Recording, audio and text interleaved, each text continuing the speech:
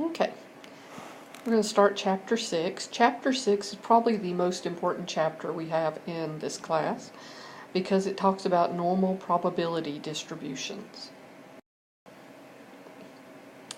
Chapter 6 is broken up into 3 parts. The homework in my stat lab is also in 3 parts. Part A has to do with the standard normal curve and z-scores. Part B has to do with real-life data values that are normally distributed. Part C has to do with the central limit theorem and its role in normalizing data. I just noticed back there. Remember, too, that in Chapter 6 we're dealing with continuous data. So remember, Chapter 6 has to do with continuous data. And in continuous data, it has to tell you that it's normally distributed for anything we're going to do to work. Of course, what Part C is going to show you is that we can make anything normally distributed. So in this section, remember Chapter 5, we were doing discrete data. Chapter 6, we're doing continuous data, and the problem should say something about a normal distribution, or it's approximately normal, or something like that.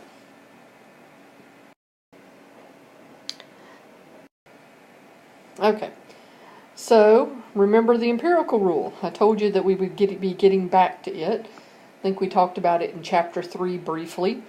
So it's a big deal in Chapter 6. Remember, in the empirical rule, I'm going to blow it up over here, just talk about it for a minute. You're starting with the mean in the middle, and then you go up a standard deviation and down a standard deviation. Between one standard deviation above and below the mean is 68% of the data. 2 standard deviations is 95% of the data. 3 standard deviations is 99.7% of the data. Technically, it goes on forever and ever in both directions. So you can have more than 3 standard deviations above or more than 3 standard deviations below, but that would definitely be an outlier. That's very unusual for that to happen. Usually, most of our data is within 3 standard deviations, as long as it's normally distributed. Oops. Hang on.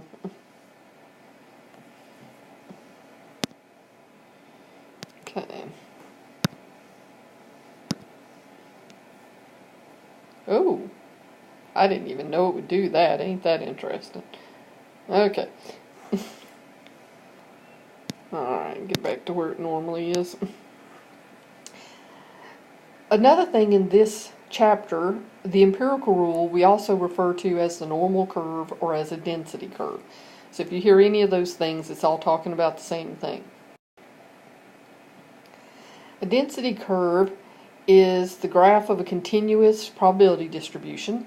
It must satisfy the following properties. The total area under the curve must equal 1, because remember, these probability distributions are populations. It's 100%.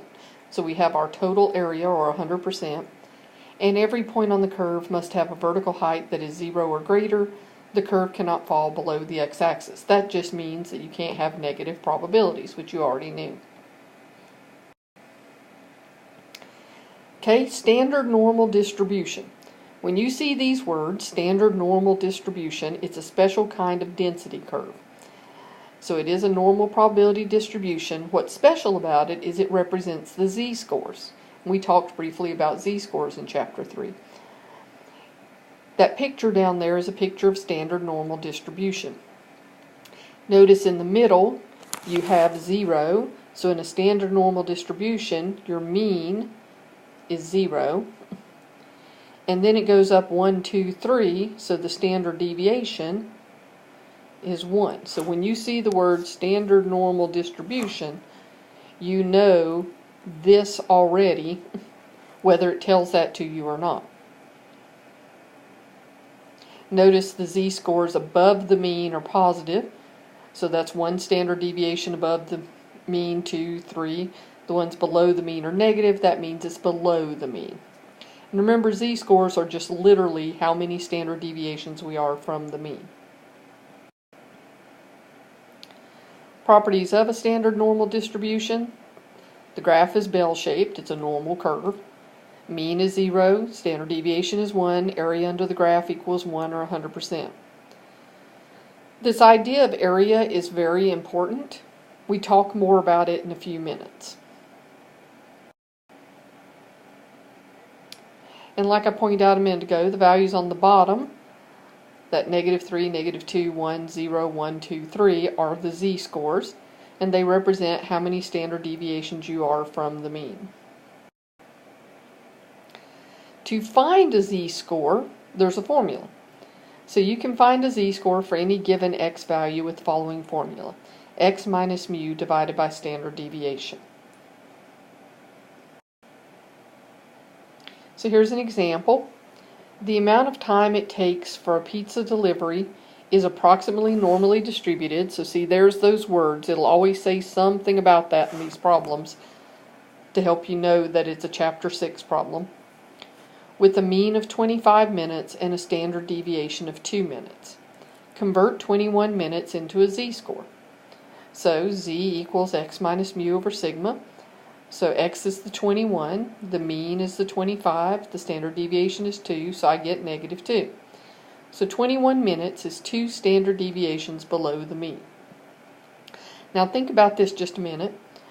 If I was the manager of this pizza place, remember that it's usual to be within 2 standard deviations of the mean. So 21 minutes would be usual still, but it's right at the border. So anybody taking long or shorter time than 21 minutes is in the unusual range.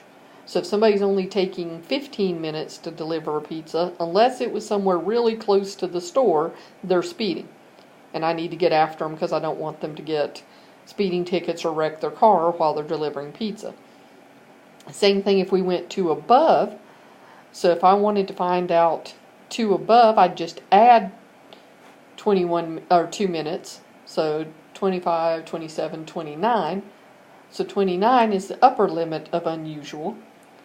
So if you're going more than 29 minutes, you're dawdling and piddling around and taking too long.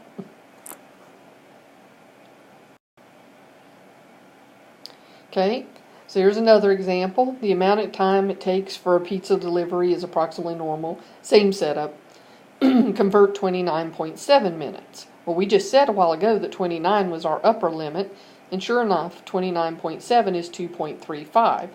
So that's more than 2 standard deviations from the mean, so that's an unusual time.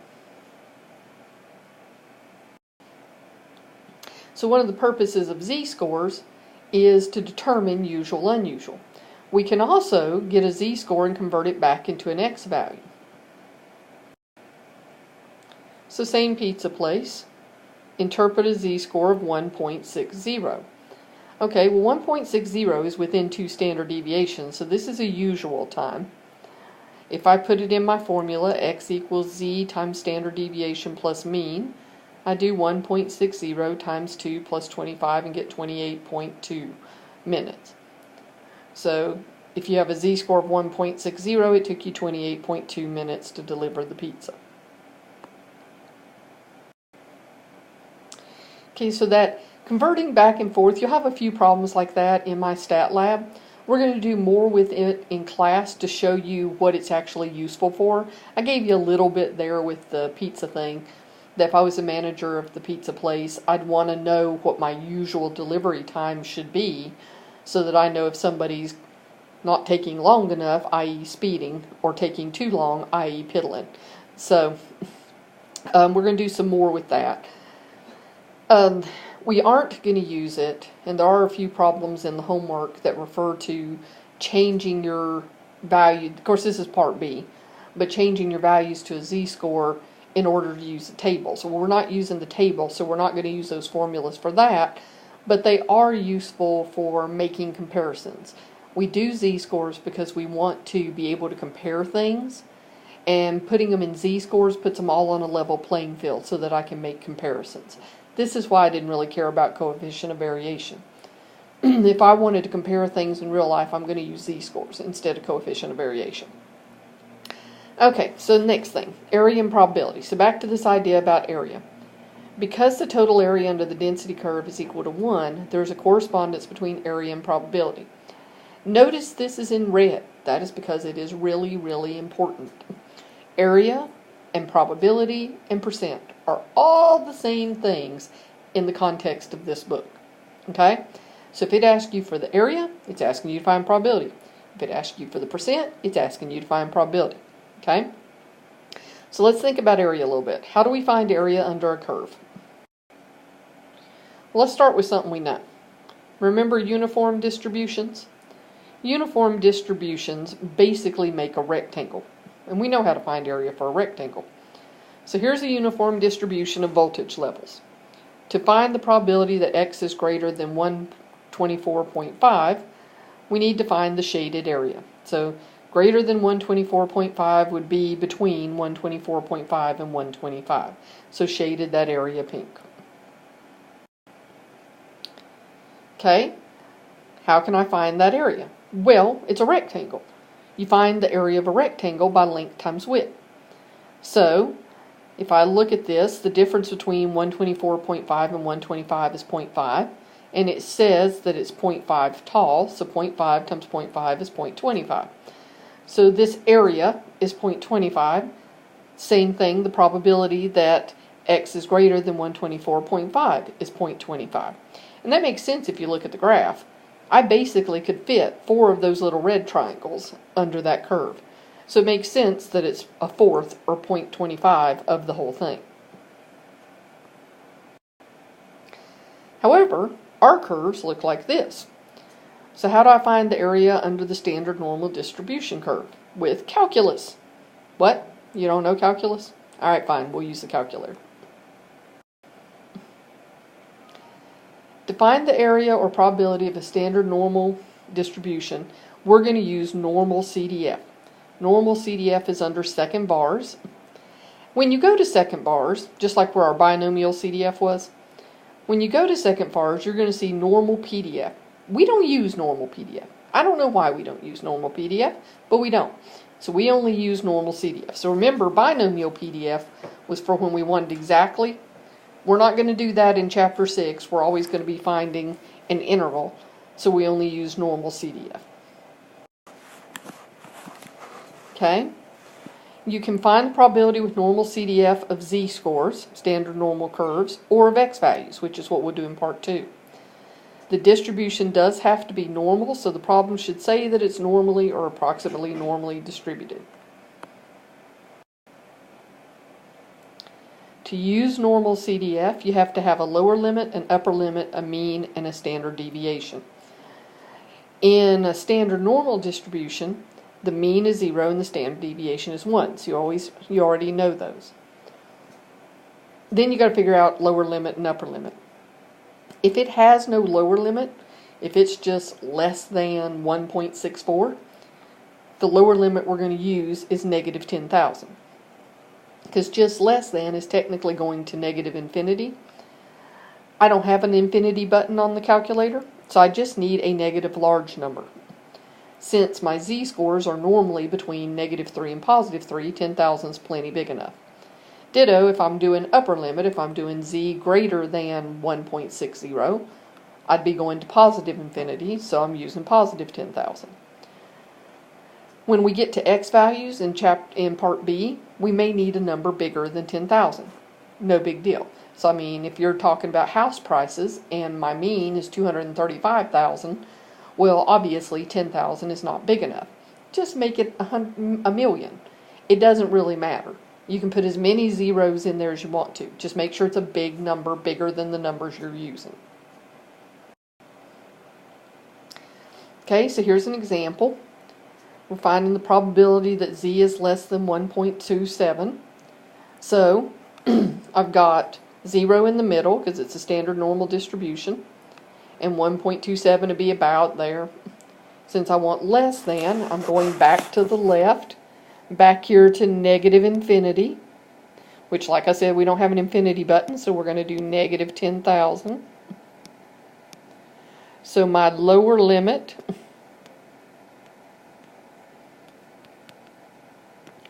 is this negative 10,000. My upper limit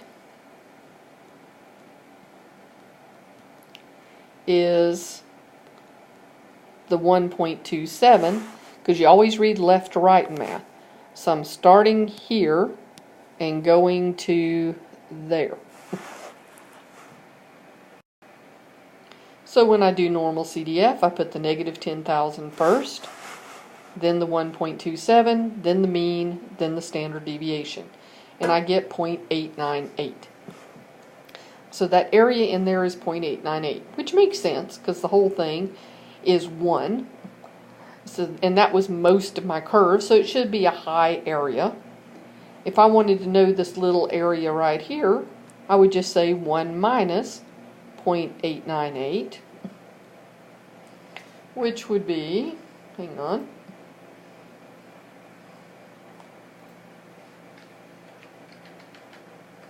.102.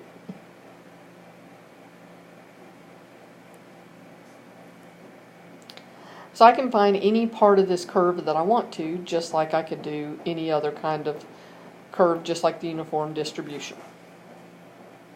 This, of course, up here would have been the probability that z is greater than 1.27.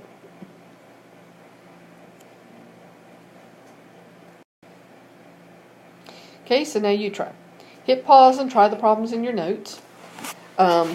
It is easier to know what to put in normal CDF if you draw a standard normal distribution first and shade it. So just like we did on the example. Once you're done, hit play and see the answers. Okay, so here's the first one. It wants the probability that z is less than 1.27. So 1.27 would be about there. And I want less than, so I'm going that away. Which means I'm going back here to negative 10,000. So I put negative 10,000, then the 1.2701, and I get 0.898.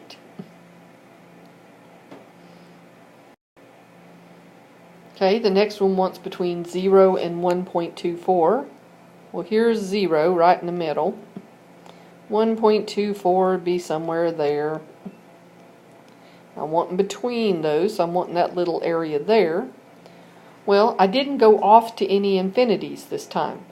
So going left to right, I start here at 0 and I end up there at 1.24. So my lower limit's 0, my upper limit's 1.24. I'm still in a standard normal distribution. I know that because of the z right here.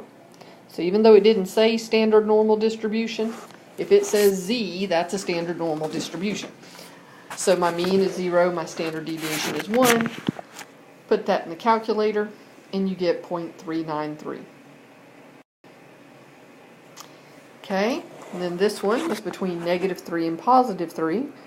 Well, negative 3 is right here, and positive 3 is right there. So I want all this in between here. Now, if you remember from the empirical rule, that is 99.7, but you can put it normal CDF and it'll tell you the same thing, 0.997.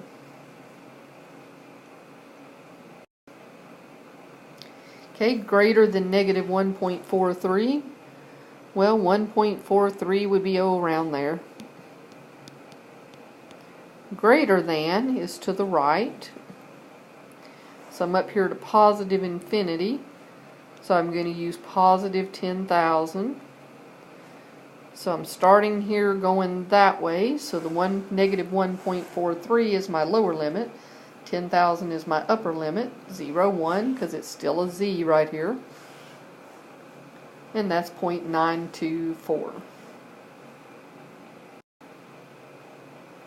Less than negative 2.71. Well, that's going to be back here somewhere.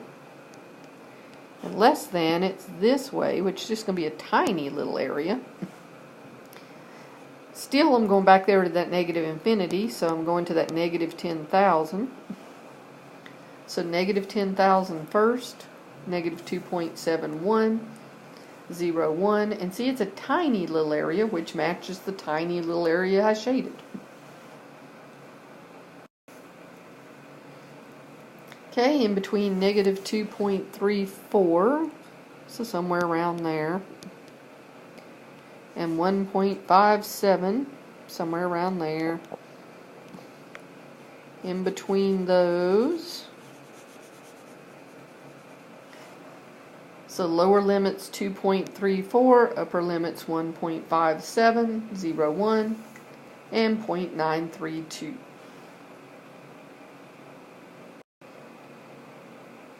And greater than 2.39, so 2.39, greater than that, up this way, so positive 10,000. Starting here, going there, so the 2.39 comes first, then the 10,000, 0, 1, because I'm still in z-scores, and I get another small area of 0.008.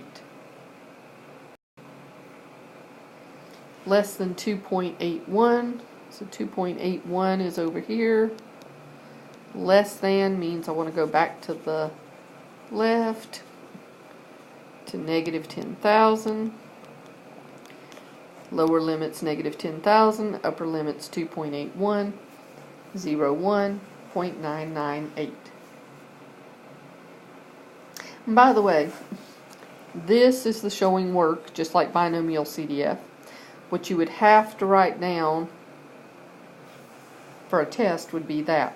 Just like before, I'm going to ding you if you don't put probability of. Make sure you put a Z because we're in standard normal distribution. This is what you have to write down, but putting down the normal CDF is showing work so that I have some idea what you were thinking. Okay, so we've gone one direction. We've had our z-score and found area. Now we're going to go the other direction. We're going to have our area and find the corresponding z-score. To do that, we use a calculator function called inverse norm. Inverse norm is also under second bars. But the very important thing with it, it only works for the area going to the left.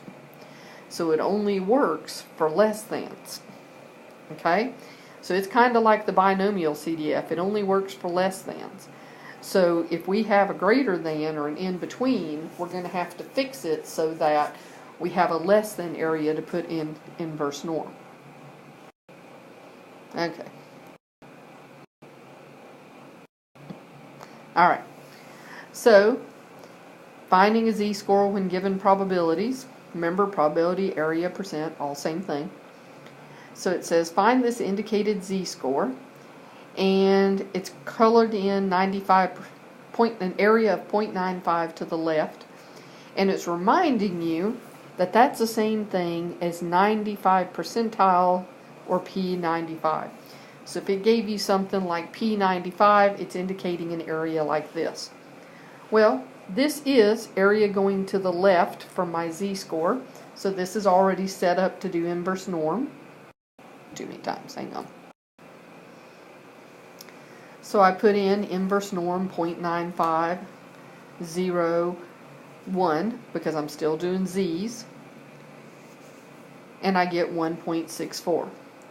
Always round z-scores to 2 decimal places. This isn't, well, all kinds of drawing there didn't work very well, but anyway, this is an always rule, basically because when you do the tables, it's in 2 decimal places. But it's to keep us all getting the same values. So this one was above the mean, so I knew that I would get a positive z-score. If it had been down here somewhere, I knew I would have gotten a negative z-score. Oh, I thought it wasn't paying attention. And as you probably have already noticed, if you're going above the mean, your z-scores will be positive. If you're going below the mean, they'll be negative. Okay, so here's another example. Find z-scores when given probabilities. Finding the bottom 2.5% and the upper 2.5%. So I'm finding 2 z's. I'm finding a negative z down here and a positive z up here. Now, this one is fine. Area back to the left, I've got 0.025. I can do that. However, this one is giving me area to the right. I need area to the left. So, to find this area, I would want to do 1 minus 0.025, which is 0.975. So to do the positive z-score, I've got to use an area of 0.975. That's what I was talking about having to fix it to get the correct area to find your z-score. So, my lower z-score, I do inverse norm of the 0.025, and I get negative 1.96. And the upper one, well, I don't seem to want to make a 6 for some reason. Let's try again. Okay. The upper one, I do inverse norm of 0.975, and I get 1.96. And there's a reason why these are the same. It's because these two little areas here are the same. A standard normal distribution is symmetric. It goes up 1, 2, 3, it goes down -1, -2, -3. So z-scores that cut off the same areas will always be the same, just different signs. So with z-scores you can cheat a little bit. Once you found this negative 1.96, you knew that this one was positive 1.96 without doing any work. However, when we get to x values, that doesn't work. If I was doing an x value just like this, I wouldn't get two of the same numbers. I'd get a smaller number and a larger number. So you don't need to get in the habit of just changing the sign. You need to make sure you can do this so that you can do it in part B when we're doing x values. Okay, so try the problems in your notes. And here's some hints. For example 2, you're going to have to do the subtraction thing and divide by 2 to get the areas. And example 3, you've got the area to the right, so you've got to get the area to the left. So hit pause, try those problems, then hit go when you're ready to see the answers. Okay, so the first one, it told you, in your notes it told you that this was an area of 0.1075 back here. And I'm getting this z right here. I know it's going to be a negative z because it's below the mean. It told me area to the left, so everything's good. So I could just put that straight into inverse norm and get negative 1.24 for my z-score. Again, this is what you have to write down. This is showing work. Okay, this one, it gave you this area in the middle and told you, I forget what it told you that was. Hang on.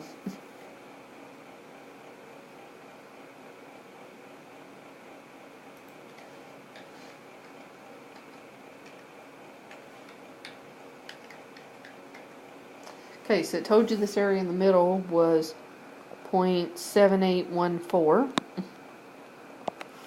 And that's where I told you do the 1 minus,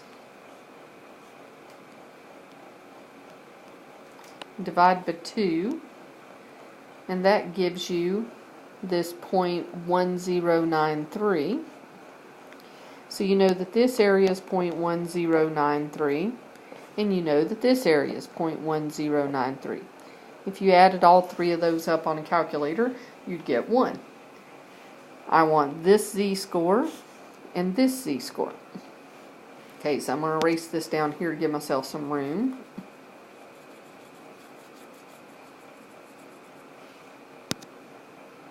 Okay, this z-score, I know the area. It's 0.10, well, try again.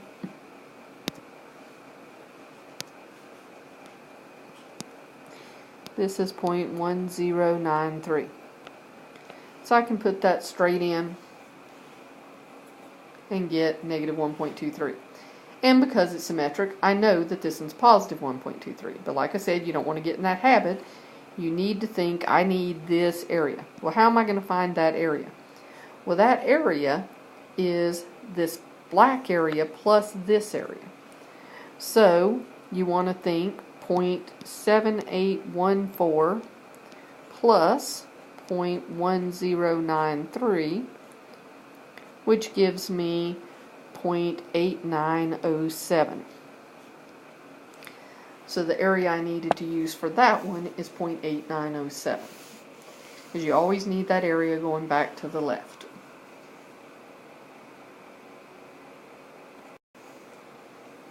Okay, then in the last one, it tells you that that area at the top is 0.0582, and I want this z-score. Of course, I have to have this area, so I can't use the 0.0582, so I do 1 minus that, and I get the area that I need to use, the 0.9418. So I get my positive z-score of 1.57. Now, of course, if you had done inverse norm of 0.058201, you'd have gotten a z of negative 1.57. So you could have gone, oops, I forgot to subtract, and change it to positive 1.57. But like I said, you need to get in this other habit because this doesn't work for x values to just change the sign. Alright, so now what you probably should do is hit pause here and go try some problems in my stat lab in Chapter 6, Part A homework. Because Part B is like Part A except it's x values, and Part C is like Part B except it's got central limit theorem, which I'll explain later. If you can't do all of Part A, no big deal. We're going to go over this in class and you'll have more time to finish it. But it'd be a good idea to get this in your head real good before you start the Part B part. If you don't have time for that, then go ahead and watch the rest of the video and do get your notes done, because your notes are due next class period. But if you can, the better idea right now is to practice this some more, get it in your head, and then look at what Part B is. So in Part B, we're going to repeat the procedures from Part A, but with real life data, x's instead of z-scores. So we're not in a standard normal distribution anymore, we're just in a normal distribution, and it'll have real life values instead of z-scores. So my mean won't be 0, well, my mean could still be 0 and 1, but it's because of whatever my x is that it's 0 and 1. It's not automatically 0 and 1, it's whatever it tells me the mean and standard deviation is. Another way you know that you're in real life data is that most of the values have units, like inches or money. We're still going to use normal CDF. We're still going to have all the same rules. Oh, I didn't realize that slide was wrong. This is true, but I'm not in a standard normal distribution this time. So my mean and my standard deviation will be whatever it tells me it is. I still will use the negative 10,000 and the positive 10,000 if they're big enough. Like I said before, if I'm talking housing prices, then, and my mean is 234,000, and my standard deviation is like 5,000, well, obviously 10,000 is not big enough. So add a couple zeros, make it 1,000,000, something like that. So if you've got big numbers, make them bigger. If you've got small numbers, if you had a mean of 5 and a standard deviation of 2, then the 10,000s are fine.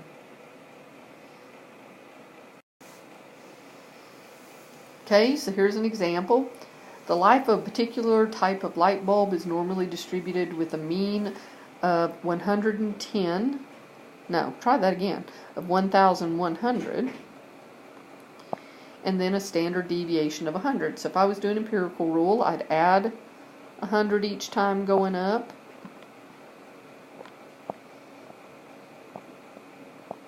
and I'd subtract 100 each time going down.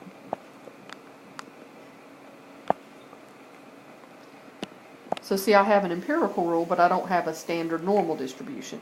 Standard normal distribution would have a 0 here, and 1, 2, 3 there, and -1, -2, -3 back that way.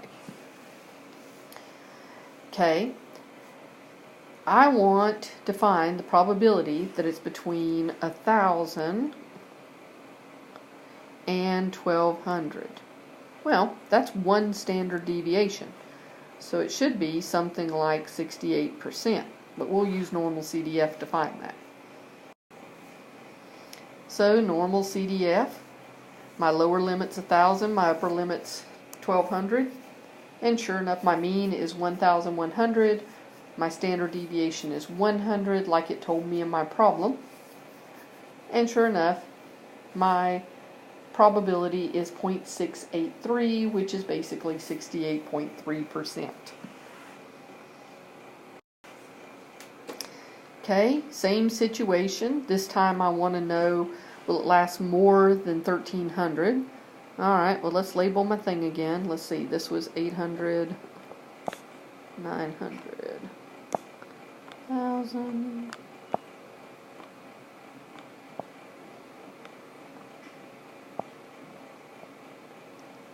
And I know some of you are going, do we have to do that every time? No, but it'll keep you from doing it wrong. So it's very helpful to draw these curves and figure out what you're doing on the curve before you try to do the problem. So no, not mandatory, but going to keep you straight and make you do the problem right, so probably a really good idea. If I want to do more than 1,300, there's 1,300, more than's this way. So that's going up to that infinity. 10,000 is probably big enough this time. So I'll just use 10,000 again. Put that in the calculator. 1,300, 10,000. Mean, standard deviation, I get 0.023, which makes sense. That was a tiny probability.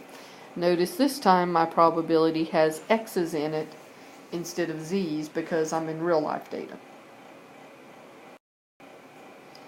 Okay, one more of those. So let me label real quick. Well, let's try making things that are actual numbers.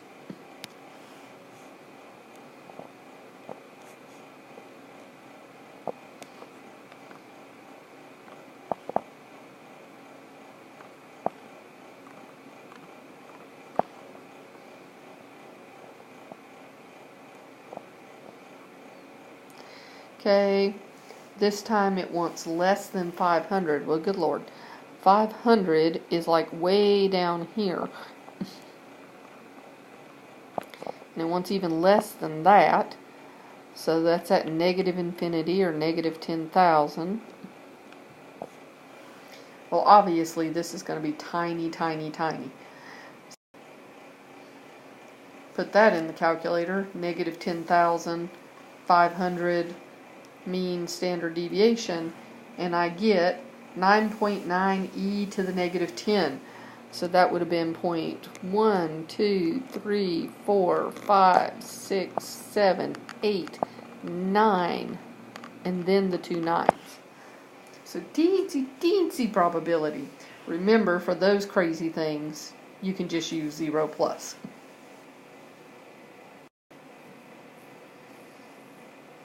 Okay, so different example. Pediatrician obtains the heights of her 203-year-old female patients. And every patient was included, tells you that it's population. The heights are normally distributed. These problems still say that. They have to for us to be able to do it. With a mean of 38.72 inches and a standard deviation of 3.17 inches. What percent of the 3-year-old females have a height less than 35? Well, see, this time it said percent. It's still just wanting probability. Alright, if I do this one, this is 38.72. This one isn't as easy to do as the 100 one. So, I'm going to have to pull a calculator out here. If I add the 3.17, this one becomes 41.89. Add it again. 45.06. Add it again. 48.23. Then subtract it. 35.55. Subtract it again. 32.38. One more time. 29.21. Okay, so I've labeled my empirical rule. Less than 35. Well, 35 would be around there. I want less than, so I'm going that way. Back to that negative 10,000. Again, these are small enough numbers that 10,000 should work fine. So my lower limit is negative 10,000. My upper limit is the 35. Lower limit negative 10,000, upper limit 35. My mean is 38.72. My standard deviation is 3.17. And I get 0.120, so my percent would be 12%. Since it asked for percent, you should answer in percents.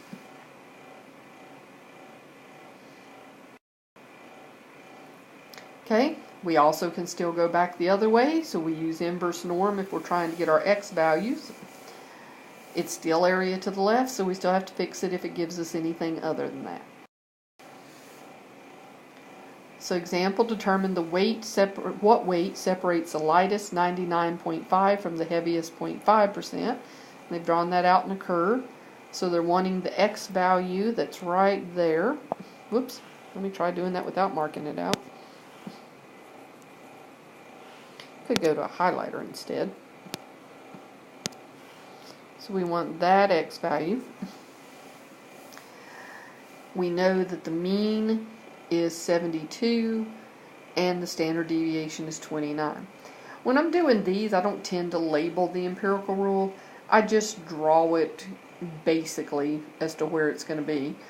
So you might be off a little on your drawing, but it's okay as long as it's in the general ballpark. Okay, so to find that x value, got to think about my area. If I'm going from this x value back that way, well, that is the area it gave me, so I'm good there. So just put that in, put in the mean, put in the standard deviation, and I get that this x value here is 246.7 pounds.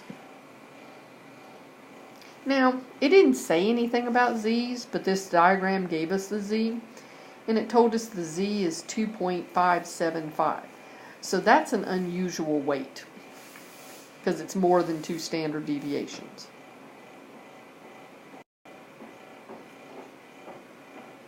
Okay, so here's another example. The verbal SAT test has a mean score of 500 and a standard deviation of 100. Scores are normally distributed. A major university determines that it will accept only students whose verbal SAT scores are in the top 4%. What is the minimum score that a student must earn to be accepted? Okay, well, top 4% would be up here somewhere. And I want the x value, that's the actual real life SAT score, that I have to make that or better to be accepted by this university. Alright, well, to get that, I need this area. So, if the top area is 4%, 1 minus that would be 96%, or 100% minus that would be 96%. So I'm going to use 0.96. So I do inverse norm of 0.96. 500 is my mean, 100 is my standard deviation. And I get 675.068, so basically 675. So a student would have to make at least a 675 on their SAT to be accepted by this university, on the verbal part of the SAT. Okay, so same thing. Now if you want to hit pause and try the problems in my Stat Lab Chapter 6, Part B. And again, if Part B makes sense, Part C will make more sense. Again, if you can't do it all right now, that's fine. Skip the problems you can't do, because we'll work on this more in class. And make sure you have all your notes done by the next class period. Okay, the last part of Chapter 6 deals with the central limit theorem. This is why Chapter 6 is so important, because it tells us how to make things normally distributed. Okay, this first part is not in your notes, so don't worry about this part as far as tests or anything. It's just to help you understand where the central limit theorem comes from. So if we talk about a sampling distribution of a statistic, sampling distribution of a statistic is a distribution of all values of that statistic when all possible samples of the same size are taken from the same population. The sampling distribution of the mean is the distribution of sample means with all samples having the same size n taken from the same population.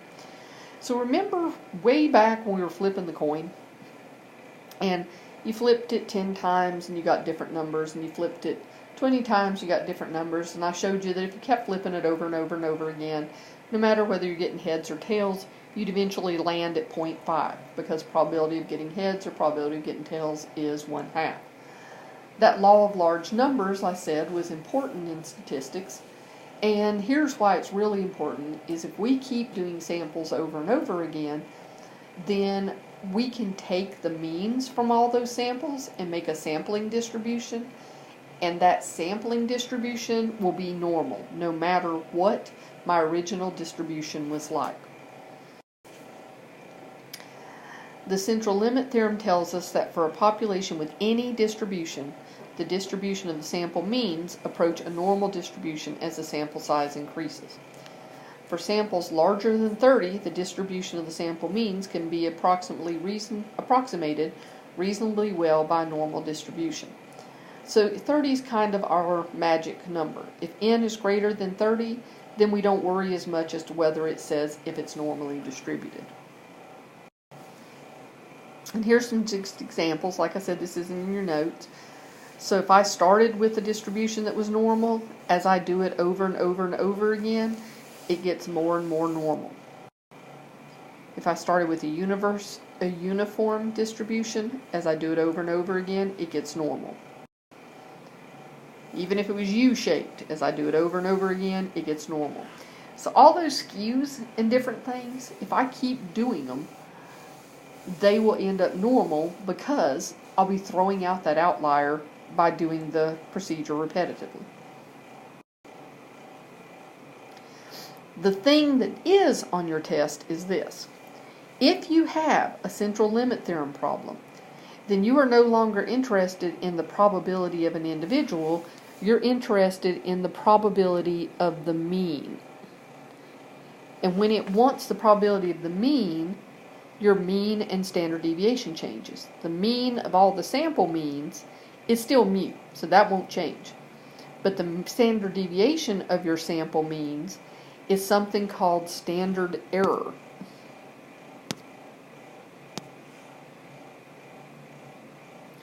And when it's standard error, you're using that formula. You take the standard deviation and divide it by the square root of n. So that's what changes. We'll only do normal CDF problems in Part C. Assume the population of weights of men is normally distributed with a mean of 172 and a standard deviation of 29. Find the probability that if an individual man is randomly selected, his weight is greater than 175. Well, because it's greater than, I know that I'm doing 175 and up, so that's going to the 10,000. Oops. I forgot to change back to black. There we go. So that's going up to the 10,000. It's only an individual man, so that's my X value here. So that's like Part B. So this is like a Part B problem. So I do normal CDF, 175, 10,000, 172, 29. I get 0.459. But what if it said find the probability that if 20 randomly selected men, so that's n equals 20, have a mean weight that is greater than 175. So now I'm finding the probability of the mean. So it's still greater than, so it's still going to 10,000. My mean of my sample means is still the 172, but my standard deviation, remember, is the standard deviation, 29, divided by the square root of n, which is 20. So that's why that's in there. So that's what changes. When you have a central limit theorem problem, this is what's going to change, is the last number. Because you've got to do that standard error instead of the standard deviation. And I get a slightly different probability. I get 32.2% instead of the 45 from before.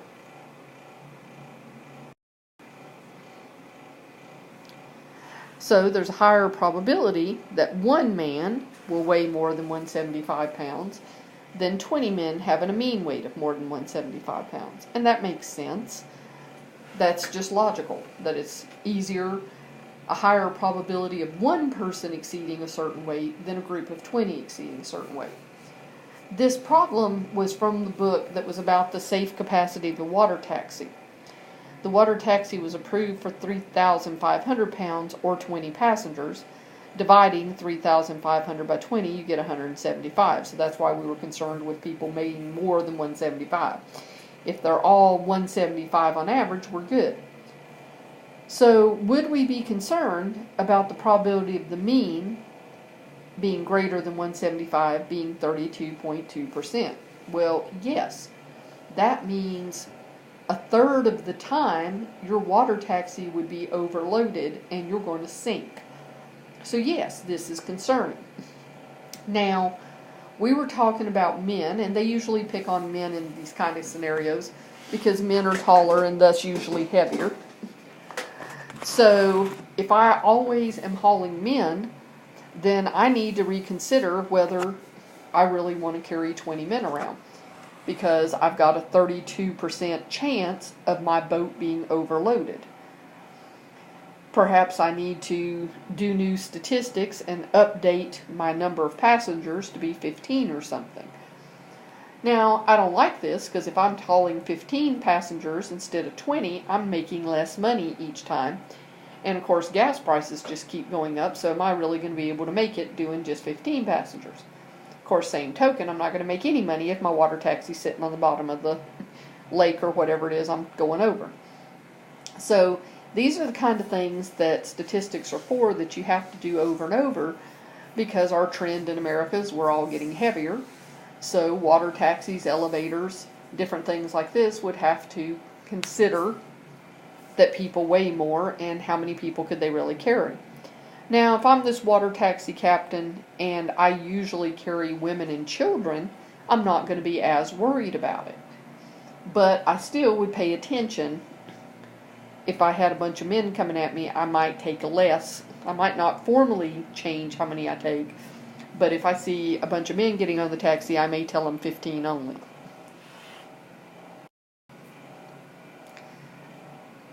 Okay, so we got a few more problems there in your notes to try. Hit pause, try the problems in your notes. Pay attention as to whether it's asking for the probability of an individual, which is part B, or the probability of the mean, which is part C. Okay, so the first one there in your notes. The time it takes to drive between cities A and B is normally distributed with a mean of 14 minutes and a standard deviation of 2.2 minutes. Find the probability that a trip, so a trip is an individual trip, so just X, between the cities takes more than 15. So more than 15 is greater than 15. That means it's going up to positive 10,000. I don't have to do anything fancy with the mean or standard deviation. I get 0.325. Second part of that problem, find the probability that the mean time of 9 trips between the cities is more than 15. Well, it said mean time. That means you're doing the mean, which means you've got to change your standard deviation to be standard deviation divided by square root of n, which it gave you there. So that probability is 0.086. Much less probability that the mean of 9 trips would be more than 15 minutes than an individual trip.